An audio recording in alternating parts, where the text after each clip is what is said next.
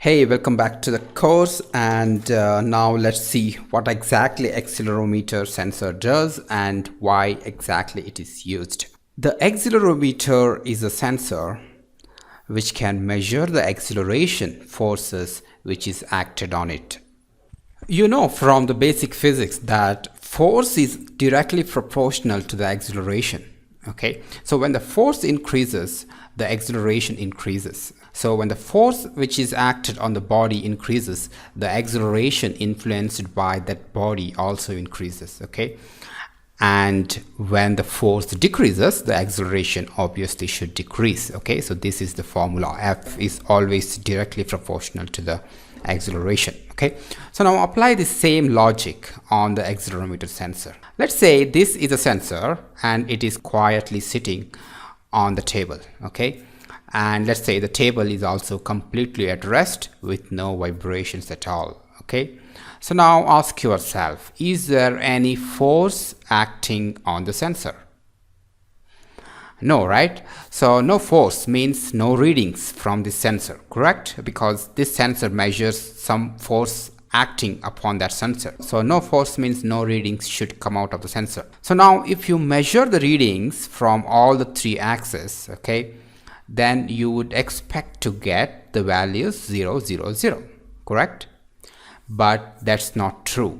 Even though there are no dynamic forces acting upon it, like vibrations, there is still a static force is acting on it, and that is nothing but Earth's gravity, which is acting perpendicular to the sensor. So in this case, the sensor will still show one constant number on the z-axis. Okay, so if you measure the readings, okay, and that constant number will correspond to the Earth's gravitational force acting on that sensor. Okay, in physics, the acceleration due to gravity is denoted by the letter g, and we all know its value, right? So that is 1g is equal to 9.8 meters per second square. Let's assume that in this case, if I get this constant number as 2048, so just assume 2048, that means you can say that this sensor outputs the value 2048 when there is an acceleration of 1g. Okay, now that's about the static force acting on the body. Let's say now I shake this table. So what happens when I shake this table? So there will be vibrational forces acting on all the three axes of the sensor, isn't it? The sensor will be stressed out due to the exerted forces on it. So you will start seeing readings coming out from all the three axes of the sensor if you measure it, okay? And if you increase the vibration, you must see the readings going up. And if you decrease the vibrations, you must see readings coming down. So that means the sensor produces the output which is directly proportional to the forces acting on it. Okay, so this concept you can use to develop some interesting applications. Let's say I hold the sensor in my hand and I run.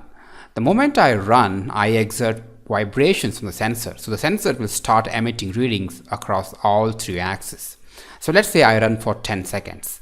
And if I want to calculate what was my acceleration at 5th second, then I take the readings of x, y, z coordinate at 5th second, convert them into g values because I know how much this sensor produces for 1g of acceleration.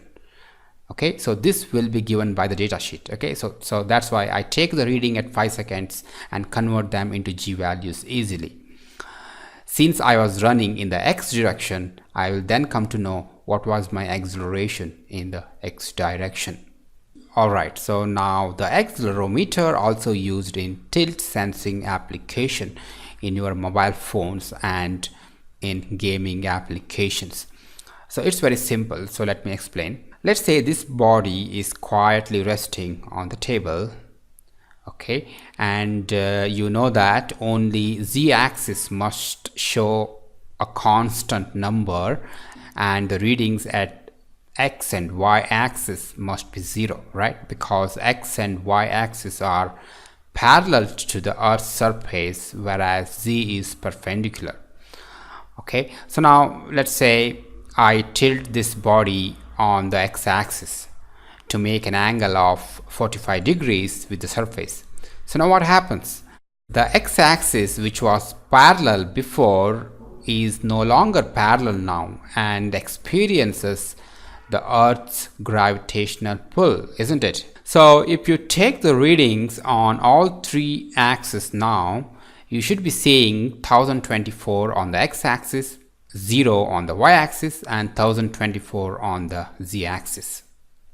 So because acceleration due to Earth's gravity is 1g, which is now split into two, that is, x-axis will experience 0.5 g of acceleration and z-axis will experience 0.5 g of acceleration. Okay. So when the body was at rest, this was the reading, and from this reading I can make out that, oh, the body is in rest. Okay, it's not tilted. And the moment I see this reading, oh, x is no longer showing 0. That means someone tilted the body on the x-axis by the angle, which you can find out by this formula. Great, so don't worry, as we make progress in these lecture series, I will show you all these things practically by interfacing the MPU 6050 sensor with the Beaglebone Black hardware. Okay, great. So that's how you can find out the tilting angle of the body, and this can be used in lots of applications like changing your mobile phone's orientation from portrait to landscape, in gaming applications, to monitor the health of the buildings, bridges, etc., what we call as structural health monitoring, in medical electronics, smart watches, etc. So there are lots of real-time applications you can develop using the accelerometer.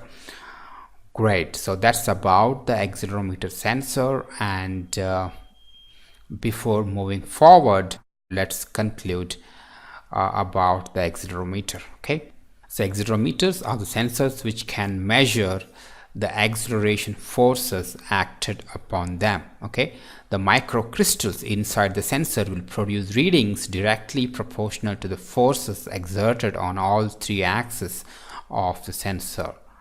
The readings which comes out of the sensor is directly proportional to the force acting upon the sensor. We know that the reading sensor produces for the acceleration of 1g. This is usually given by the data sheet, and based on that information we can convert any raw value given by the sensor to its corresponding g values to calculate the acceleration on a particular axis. Okay, the accelerometer also can be used in tilt sensing application by taking Earth's gravitational acceleration as a reference. Great, so now in the next video, let me explain about the gyroscope and why it is used. I'll see you in the next lecture.